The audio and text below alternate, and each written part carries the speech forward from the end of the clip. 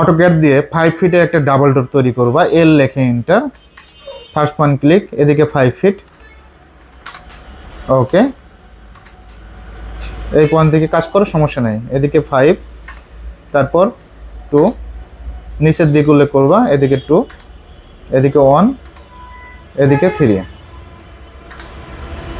Zoom করো।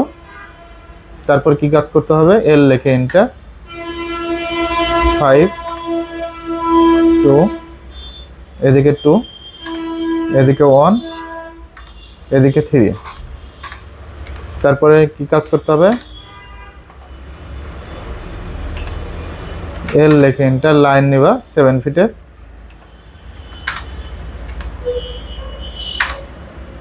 আবার এখান থেকে 7 ফিটের লাইন, ওকে। দুই পাশেই লাইন হবে নাকি, ওকে। 7 ফিট,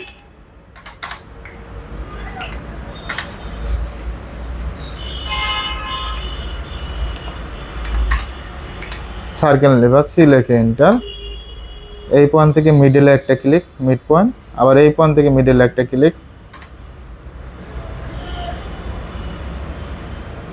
তারপর ট্রিম করে দাও, টিআর লেখে ডাবল এন্টার, কি লেখে এন্টার, টিআর লেখে ডাবল এন্টার, ট্রিম, যেটা যেটা প্রয়োজন নেই ট্রিম করে দিবে সুন্দরভাবে। জাস্ট ক্লিক করো, ক্লিক করলে ট্রিম হয়ে যাবে। লাইনের উপর ক্লিক করো, জাস্ট ক্লিকের কাজ,